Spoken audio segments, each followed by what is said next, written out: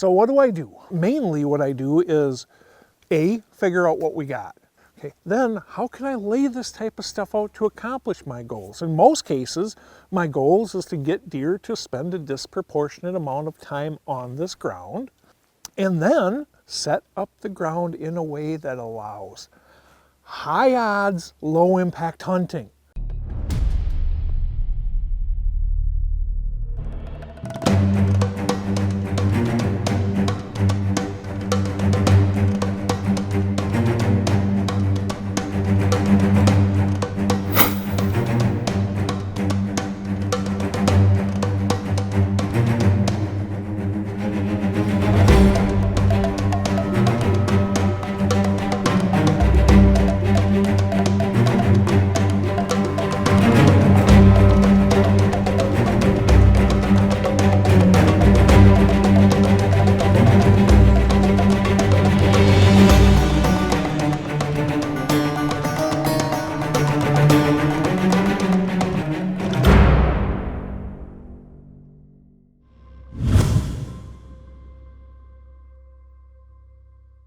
It's hard for me to express how unbelievably lucky I am.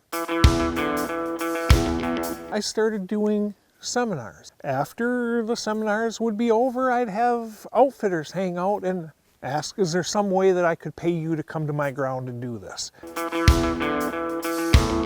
And without even trying, my career ended up morphing into as much management work as anything else.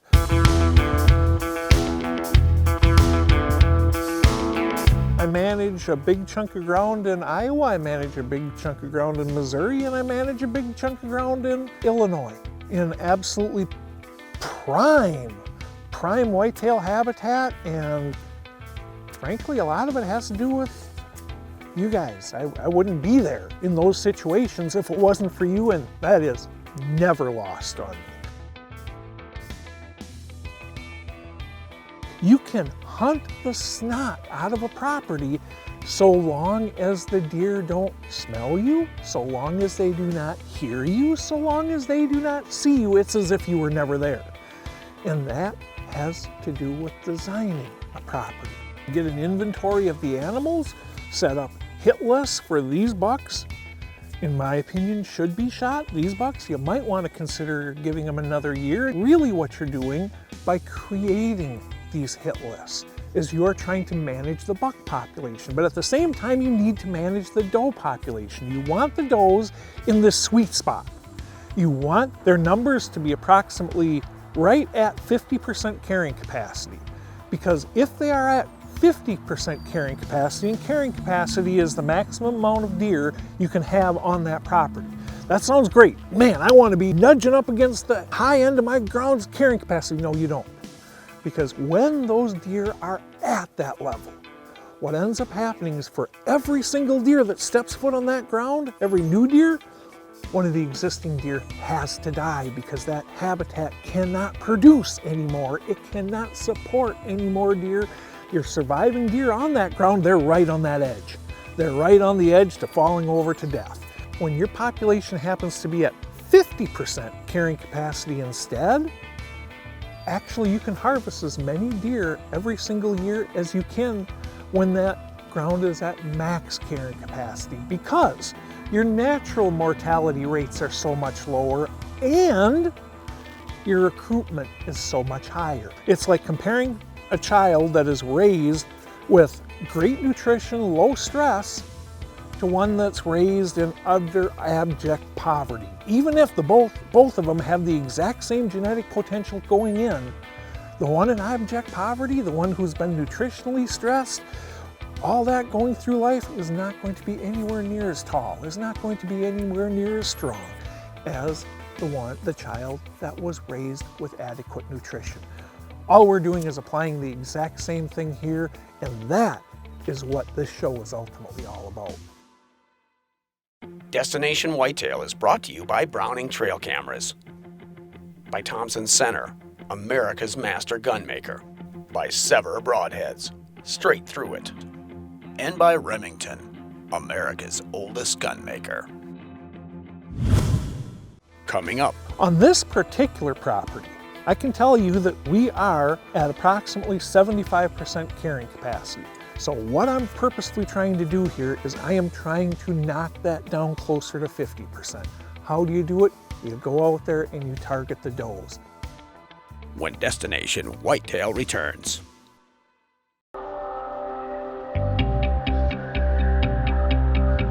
Welcome back to Destination Whitetail, where we're paying a visit to our favorite whitetail property manager, Mr. Steve Bartilla.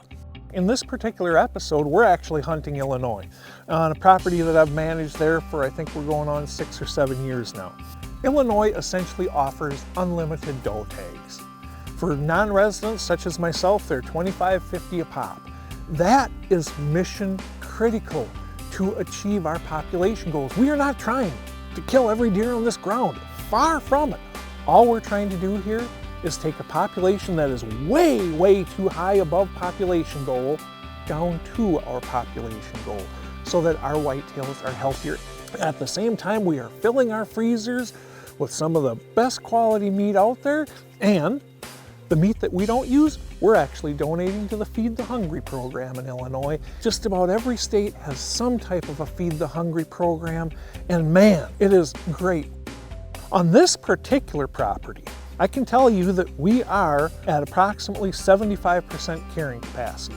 So what I'm purposely trying to do here is I am trying to knock that down closer to 50%. How do you do it? You go out there and you target the does. In this situation, when you're just trying to drop numbers, any healthy breeding age doe, man, be more than happy to take the opportunity to fill your tag with that doe.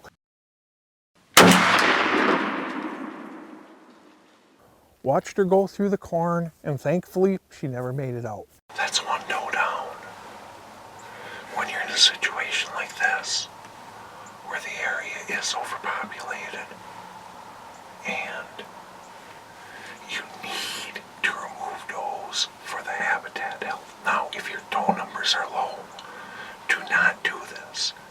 But if you need to remove does for your habitat's health, don't go in with the idea of shooting one.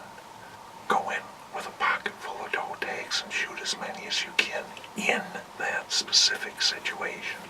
And that's what we're doing here today.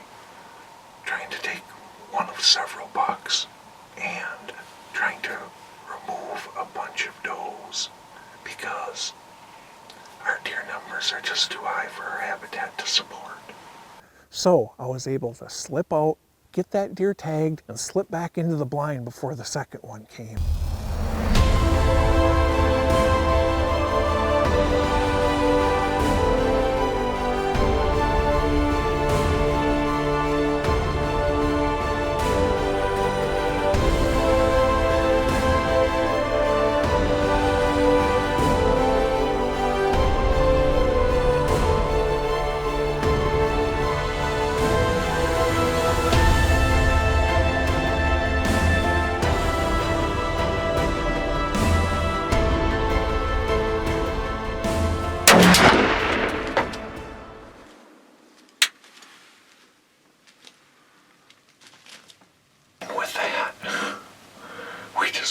Second doe.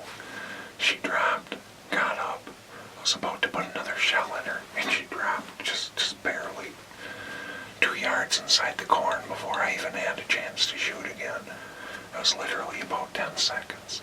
But we've accomplished job one, and that was I wanted to come in here and take out 2 does because our habitat is just not able to maintain the level of deer we have here right now. So I took out 2 does. Now, could we be lucky enough for one of our bucks to show up? Let's hope, but regardless, man, I just filled the freezer, baby.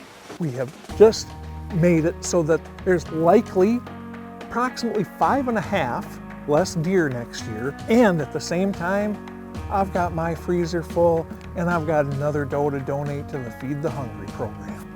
Wins all around. Now that his does are harvested, Steve's hoping to get his sights on a management buck. I'll be honest with you, I was busy filming some of those deer when I took a glance off to my right, and I love to pretend I saw this buck coming in across the field. It took all my skill, and no, he was right there.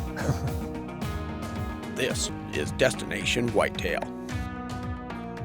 Visit sportsmansguide.com today and see why they're the place to go to get where you want to be outdoors. Find the very best deals on the latest gear for hunting, shooting, camping, and everything else under the stars to fuel your passion.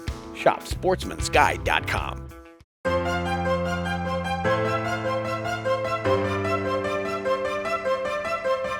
We're back on some of the prime Illinois whitetail ground managed by Steve Bartilla. Now I'm set up to fill my buck tag. I've went ahead and filled my 2 doe tags. Those were job 1. Now I've got a buck tag to go, and I know exactly where I'm going for this one.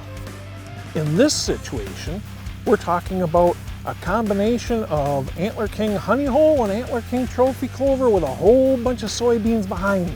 Frankly, I'm in this spot because there are 3 different management bucks I'm interested in shooting. One of them is a 3.5-year-old 8-point. Another is a 4.5-year-old. And the other is a 5.5. Every indication says I'm not going to be a stud. Just like with carrying capacity, and your ground can only handle so many deer, your ground can really only handle so many bucks. Because what ends up happening is there ends up being more and more and more social stress between these bucks. Eventually, they end up dispersing. That's why I target management bucks. I wait until they're at least 3.5 years old. Up until 3.5 years old, what a buck has on its head has as much to do with when it's born as anything else. But by the time they hit 3.5-year-old, those late-born fawns that had small racks have caught up. Now you do have a pretty solid educated guess on what they can become.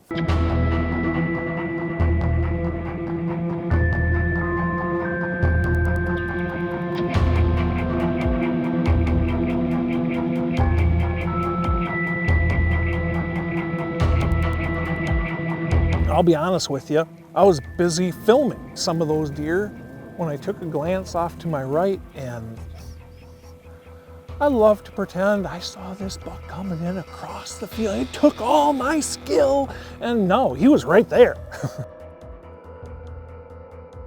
You know what, I think I better move on him, because now a doe is coming out the access road to the field, and I'm afraid he's gonna go over and check.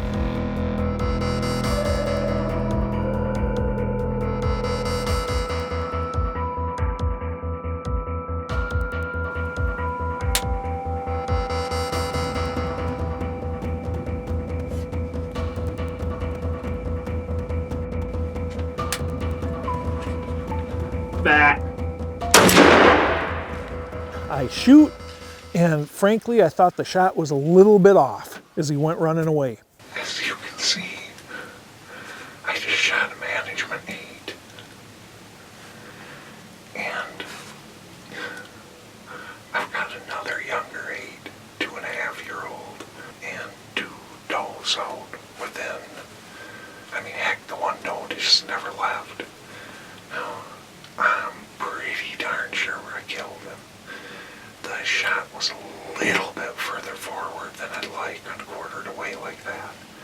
But, as I said, I'm pretty sure he's dead. I'm just gonna sit here for a few minutes and then we're gonna go get him.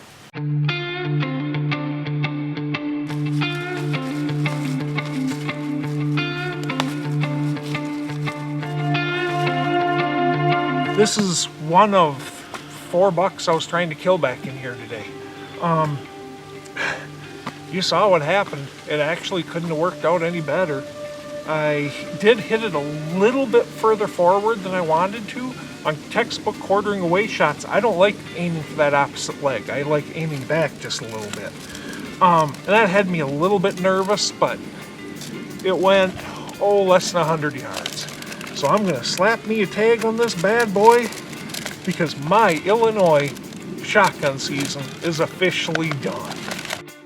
So in this hunt, we ended up taking our does to help lower the population, plus our management buck, We fill the freezer with all sorts of truly gloriously healthy meat, and at the same time, we help our habitat. Destination Whitetail is brought to you by B&W Trailer Hitches Tow and Stow, the last trailer hitch you'll ever need. By Scent Killer Gold with Hunt Dry technology. Apply it, dry it, and go hunt. By TenPoint Crossbow Technologies. There is no substitute. Get armed and deadly with Easton FMJ arrows. And by Matthews Archery. Coming up, it's Deer Tech TV. Now this is interesting. Yeah, Tell me no. about the thought process behind this. So you've been working and shooting Swarovski for a long time. I have. You know, all the green, we love green, it's our color. This year, we've decided to come out, our EL range binocular, which has been on the market for several years now, very popular, decided to come out in this orange color. When Destination Whitetail returns. This is Deer Tech TV, the best in outdoor technology. Powered by Browning Trail Cameras. We're out at Rut and Strut Outfitters out near Elk City, Oklahoma. The thing about this camp for me was we were going to have an opportunity to use crossbows from TenPoint, and they're brand new bows. I mean, I'm not so sure we weren't using prototypes. I'd never really spent much time shooting crossbows. I mean, I've shot a couple, and at 20 and 30 yards, I mean, it's just like shooting tacks.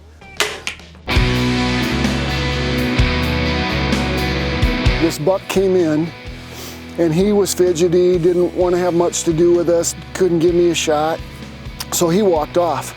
He didn't take off real hard, so maybe he'll stop back and we'll get another crack. Otherwise, done deal in Oklahoma. We're getting ready to pull out and 3 bucks come in. They got kind of fidgety too, but this guy gave me a broadside shot at probably 20 yards maybe. Man, that TenPoint just thumped him big time. I mean, it was like thump. But the confidence you get in shooting that thing to really see what happens with those Sever broadheads, it's a deadly combination for sure. To say TenPoint has some new and exciting products out this year would be an understatement. They have really changed the crossbow game. This is the new TenPoint Nitro XRT. It is obviously a reverse draw bow. That technology gives you a much longer power stroke.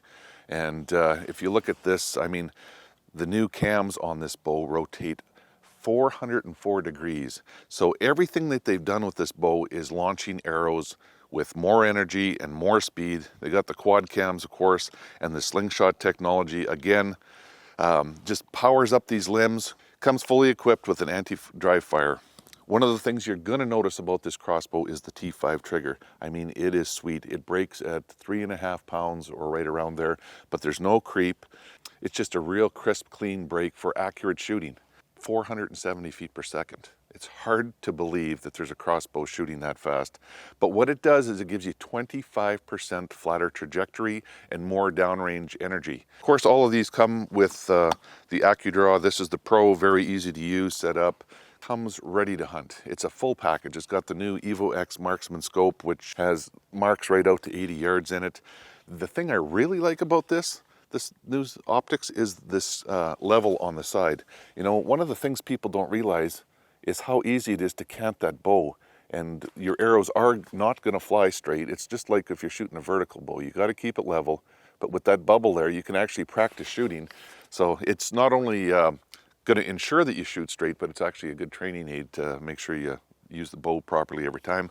Adjustable cheek and butt stock means you can customize the fit and feel for any shooter. Check it out, the TenPoint Nitro XRT, new for 2019. Hey guys, this is Rusty with Redneck Blinds, wanting to show you a couple new things we're going to be having for this year. We came out with this last year. This is our short soft side. It's exactly a foot shorter than our regular Camo Deluxe and Ghillie Deluxe soft side, but just a foot shorter. If you want to keep this tucked away in a spot where you have a little bit of overhang, or just brush it in with some of your cover grass, hides you a little bit better. We offer this in a burlap that blends in great in a corn setting or maybe some of your lighter grasses. We're going to be coming out with this next year, possibly a mossy oak in the new Real Tree timber, made out of the same construction as our old Softside 360. It's got a 600 denier canvas on here with a PVC backer that's going to keep the rain and the wind off of you. A full 6 foot by 6 foot base platform. You have your long shooting bow windows over here, as well as your nice mesh with the silent hide window that you can pull up and down easy. Don't got to fumble with the zippers trying to get them down, staying concealed. Hey, this is Rusty again with Redneck Blinds, wanting to show you a little more about our Redneck deer hoist and skinner. This is made out of a solid steel construction. Will support up to about a 350-pound animal. We use a nylon braided rope on this with an inner lining on there. This will fit in any of your hitch style going into a UTV, ATV with a hitch, your truck especially. We have an adjustable leg down here to fit varying heights.